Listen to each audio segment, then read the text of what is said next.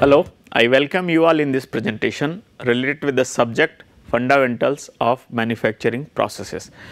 So, here today we will talk about the fundamental approaches used in manufacturing.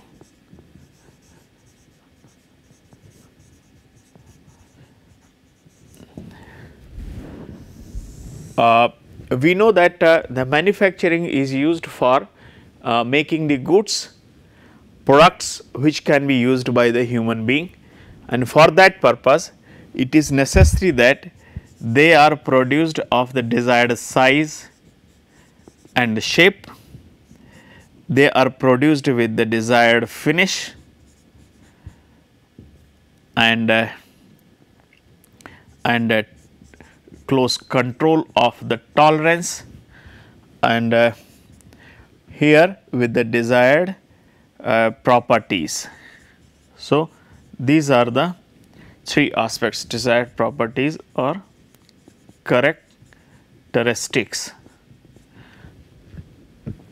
So, for realizing the desired size and shape, desired finish and close control over the tolerance and desired properties, it is required that a wide range of the processes are used. So, the processes which are used in the manufacturing are very wide in range, they are very different in nature, but there are some of the basic approaches are used which helps to achieve the desired size and shape. Then there are certain other processes which are used for achieving the desired control over the dimensions and the surface finish, and another set of the processes which are used for achieving the desired properties and characteristics in the product being made, so that the goods and the products being made can perform the desired function. So, these processes actually can be grouped in certain categories. These categories are like this: the processes which are used for primary forming or shaping. So, the measure, shape and size is achieved through this category of the processes. Under this category of the means, this kind of the objective is achieved through certain processes like the casting and deformation based processes like rolling, extrusion, forging, etc. And there is another one which is powder metallurgy. This is another route which helps us to achieve the desired size and shape, but it uses the powders as a raw material in primary forming processes. Then we have the joining processes. When the shape is complex and it is not economically viable to make the product using the primary forming processes, then what is done, the simpler shapes are brought together by joining, so that the desired size and shape can be achieved. And for this purpose we use the welding, brazing, soldering and even adhesive joining.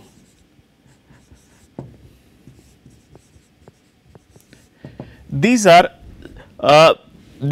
under this category the simpler shapes are brought together so that the desired size and shape is achieved. Then we have the material removal processes. Material removal processes. In this category, the unwanted material from the undesired material or unwanted material from the raw or stock material is removed to get the desired size and shape. So, that material is removed from the raw material to get the desired size and shape. In this category, primarily there is metal cutting, and then we can say grinding. All the close control over the dimensions as well as finishes achieved through the grinding. And in the under the material removal category, there are two broad groups. One is conventional machining processes. Conventional machining, where the material is removed at macro scale, like in your turning on the lathe or the milling on the milling machine, shaping. These are the conventional machining processes which are used for the materials having the moderate properties. But if it is about the exotic materials which are difficult to machine by the conventional metal removal processes, then you can say newer machining processes or unconventional machining processes are used, and they are based on the different approaches, like use of the heat, use of the impacts, use of spark, or use of the laser radiations, use of chemical interactions and chemical reactions. So, the various principles are used in unconventional machining processes to remove the undesired material from the stock or from the raw material, so that the desired size and shape and features can be produced. So, this is the category of the unwanted material removal processes. Here macro scale material is removed and very fine and little quantity of the material is removed in the grinding. And then we have in the metal cutting, there are two broad categories: conventional machining and unconventional machining. In conventional machining, like turning, milling, shaping, and on the unconventional machining processes, there are number of the newer machining processes which have been developed, like electric discharge machining, electrochemical machining, water jet machining, ultrasonic machining, abrasive finishing based processes, etc. So, those are the unconventional machining processes. Now, we have the another category wherein like semi finishing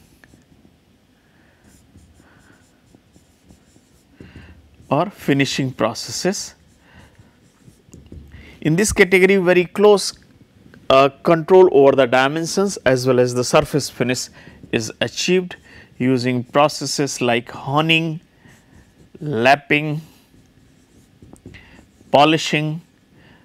These processes help to achieve the very good degree of the finish, like less than 0.1 micrometer or even the finer one in terms of the RA. So, then improving the properties of the material, and so for that we have the another two categories. So, the point, another point is improving the properties of material. There are two categories in this one, wherein the bulk material properties are modified. Entire the component properties of the entire component is modified for this purpose, like the heat treatment various types of the heat treatments are there, like annealing, normalizing, hardening and tempering, mar tempering or stampering for the steel's precipitation hardening, etc. So, that they will be helping us to improve the properties of the entire component or as a whole entire component, and there are certain methods which are used for improving the surface properties only, so that desired functionalities and prolonged life can be achieved. And in this category we have the case hardening process, wherein either just a structure is modified or the chemical composition near the surface layers is modified, so that the desired set of the properties near the surface can be achieved. There is another method wherein the coatings are applied at the surface, so that the desired properties can be achieved. So, we will try to talk about all these aspects in this subject, and in this presentation basically I will talk about the approaches which are used for these 5 categories. So, starting with the casting, which is a primary shaping or the forming process. In case of the casting, it's a very simple process, wherein the raw material is basically heated in crucible or in suitable furnace, then so that it can be brought to the molten state, and then this molten metal is poured into the mold. Mold is a cavity which is prepared either using the sand or the metallic mold, and this molten metal is poured into the cavity, so that this cavity is filled in. Subsequently on solidification of the molten metal, we get the desired solidified casting in this form.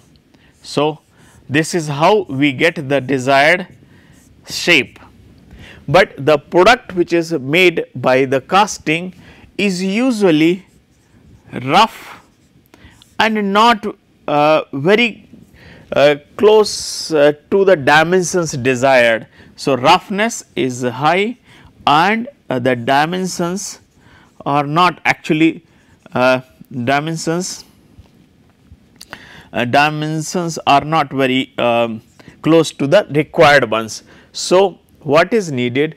We need further processing for achieving the desired finish and achieving the desired dimensions, and for this purpose mostly machining processes are used, grinding processes or the finishing processes are used, so that desired finish can be achieved. So, depending upon the function of the product made by the casting, the different degree of the control over the dimensions and the different surface roughness or surface finish is desired. So, this is what is there in the casting approach, but for this purpose what is needed?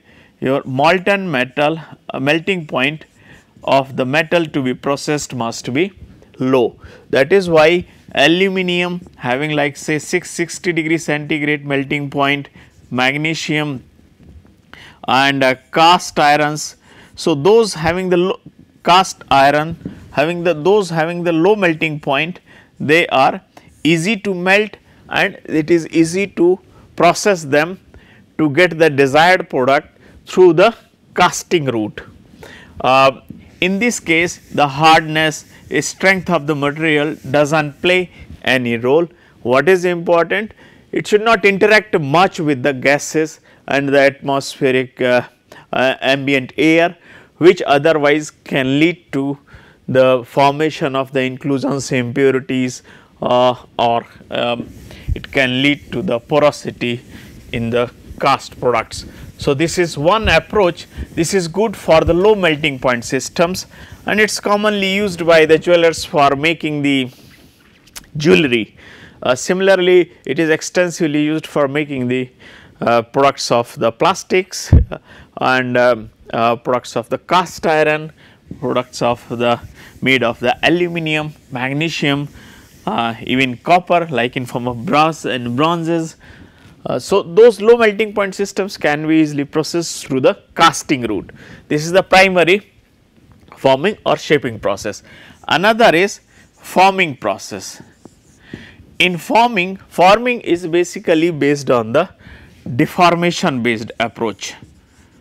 Deformation based approach. So, for achieving the deformation, obviously we need to apply the force.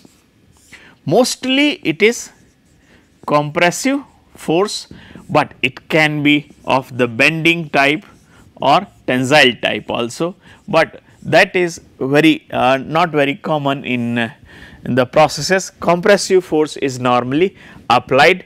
So, for achieving the deformation, we know that from the engineering stress strain diagram, what we know that like say for typical steel products, the plastic deformation sets in after the elastic limit, and so for causing the plastic deformation, it is necessary that the applied force develops the stresses which are greater than the yield strength of the material, so that the plastic deformation is realized.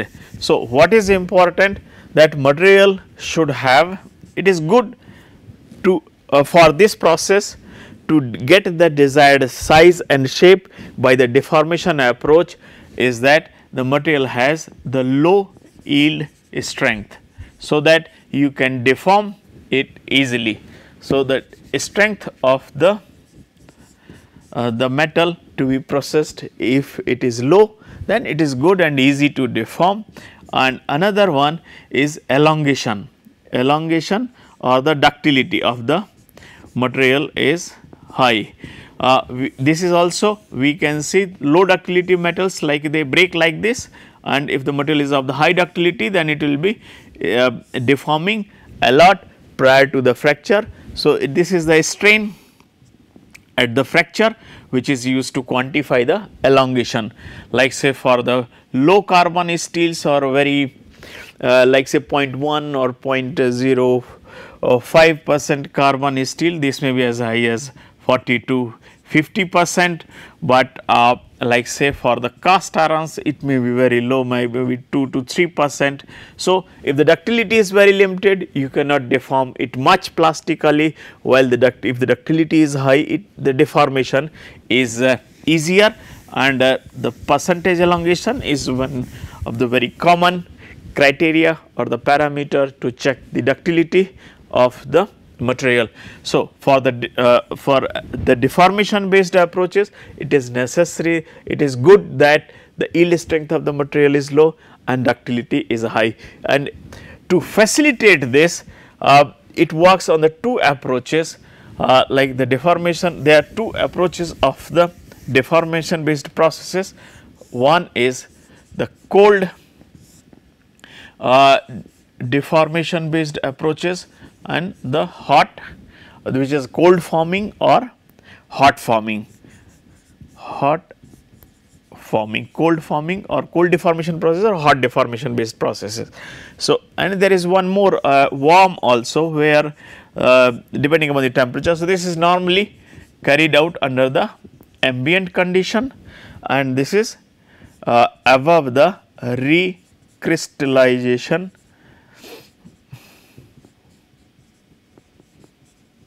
temperature, above the recrystallization temperature. So, which is about 0.4 to 0.5 times of the melting point of the material in Kelvin, that is the recrystallization, 0.4 to 0.5 times of the melting point of the material in Kelvin, and this is under the ambient temperature conditions. While maybe warm forming is carried out at low, very below the recrystallization temperature and above the ambient temperature, maybe like 100 to 200 degree centigrade heating is carried out, say for the steels, but certainly it is the below the recrystallization temperature of the material for the warm forming. So, when the hot forming is applied, temperature is high, and that helps in, so increase in temperature during the deformation or during the forming helps to reduce the yield strength of the material. At the same time, it helps to increase the percentage elongation. So, a combination of the a combination of both these characteristics means variation in both these properties, like reduction in yield strength and increase in ductility helps to deform the material under the effect of the external forces easily, so that the desired shape and size can be achieved easily. So, there are certain processes like the rolling is one process wherein like there are two rolls like this, and the material is forced to pass through these rolls, so that its cross section can be reduced. So, here like say initially thickness is this much, and thereafter its thickness is reduced from the T1 to T2. So, basically the cross section size is reduced in this particular case in the rolling processes. Similarly, so here material is being basically forced to deform and take some other cross section, like say if earlier it was like this, then after the deformation the thickness will be reduced, and under the constant the width conditions, actually length increases, the width remains constant. So, here likewise there are various deformation based processes, that is what we can see from this diagram. Here this is the rolling process, where the stock is fed through the rollers, and under the effect of the compressive forces its cross section, its thickness is reduced. So, this is in this case the rotation, the movement of the stock is in one direction, and in this case it reverses, movement is in both the directions, so that every time there is a reduction in the thickness of the plates.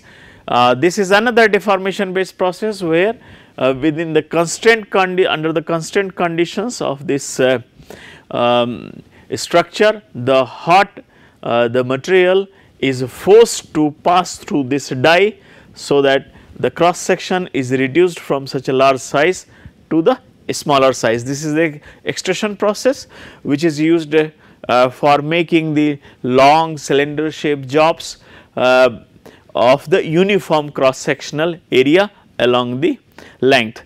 So, these are the formation or the deformation based processes. Then coming to the joining. In case of the joining, you know, there are the processes like welding, soldering and brazing.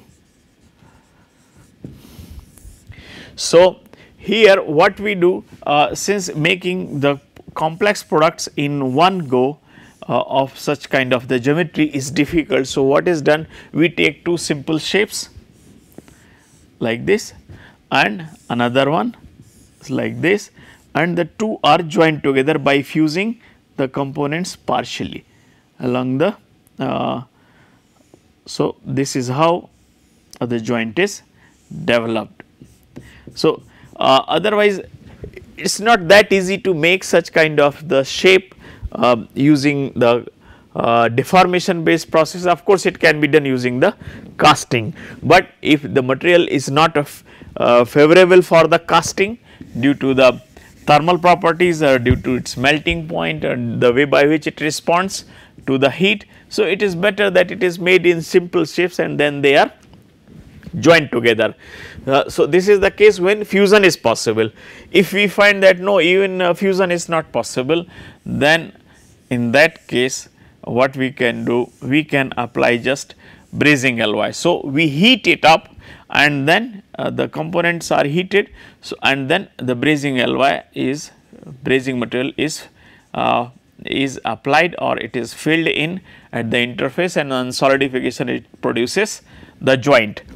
Similarly, for the shouldering is not used for the load carrying joints, it is mainly used for making the electrical connections, so that desired connectivity between the components being joined can be achieved.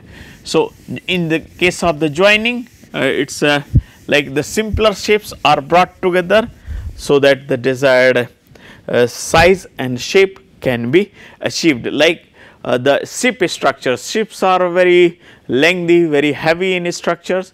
So, they cannot be made by any of the conventional processes like forming or casting. The simpler shapes, simple plates of the different geometries need to be brought together by joining processes, so that the large structures can be created. And then coming to the machining processes. Machining processes work on the approach of removing the unwanted extra material. So, say this is the raw material and we want to make the component having the finer dimensions like this.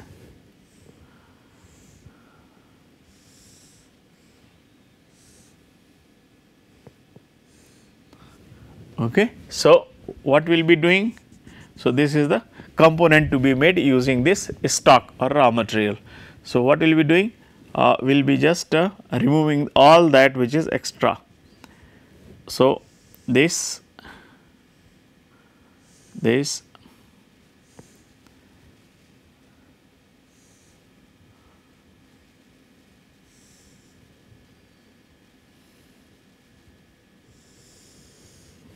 So, this is the material that we want and the remaining things we do not want. So, all this hatched section, the material of the hatched section need to be removed, and for this purpose the material is removed with the help of suitable tools or machine tools. So, controlled motion of the workpiece and tool helps to just remove all this unwanted extra material. So, this is called removal of material. Material is removed in form of fine chips. These chips are of no use, so it is a wastage of the material. So, if we see this process is a negative in that way, in the sense that we take the stock material and unwanted extra material is taken off or it is removed, so that the desired size and shape can be achieved. Coming to the capabilities of the process is moderate in terms of the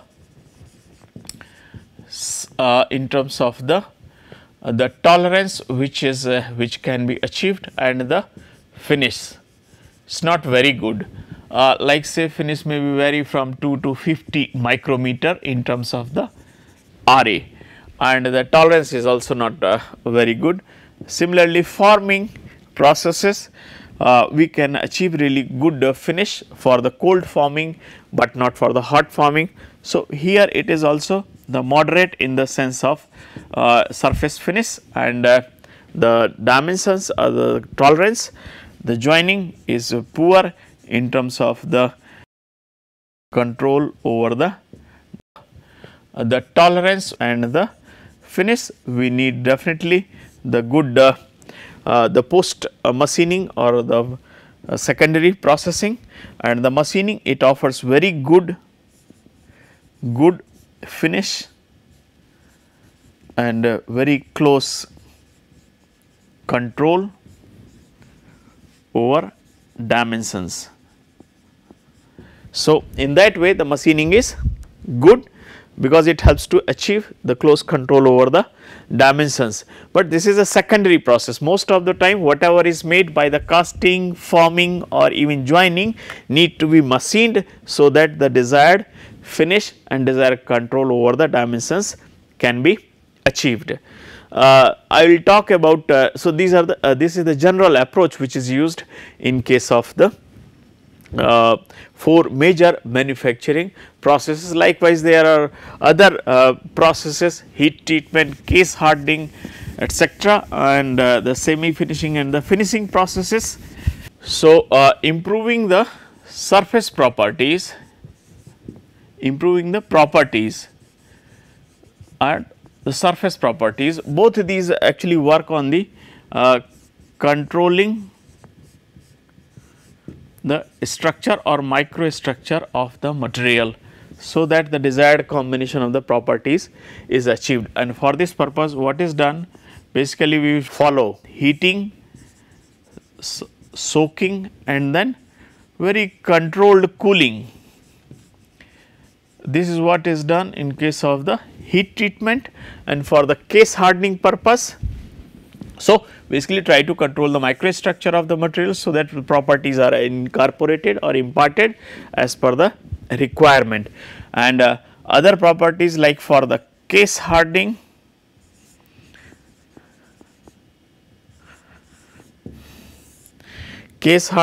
purpose, like the surface properties, the surface whose properties need to be improved, we try to adjust, either apply heat, so that the near surface layers are, structure of the near surface layers is modified, or we introduce carbon, nitrogen, boron, aluminum, chromium, silicon.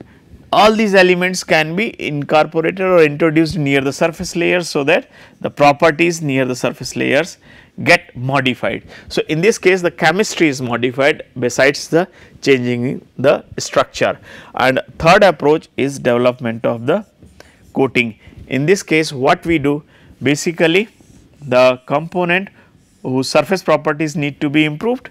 So, these are the 2 categories where only surface properties are improved, while in case of the heat treatment, the bulk material properties are improved. So, for when we apply coatings, for application of the coating, the coating may be of very thin in dimensions, like say 5 to 10 micrometer, or it may be very thick, like say 200 to 600 or even 1000 micrometer. So, depending upon the hardness of the material, thickness of the coating is influenced.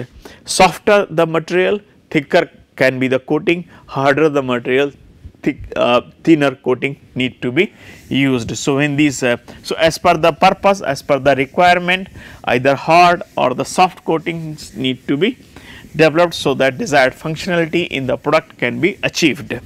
So, I will conclude this presentation. Now, in this presentation, I have talked about the fundamental mechanisms and the approaches which are used in the manufacturing processes, and basically in detail I have talked about the approaches used in the casting, forming, welding, and the machining or the metal removal processes. Thank you for your attention.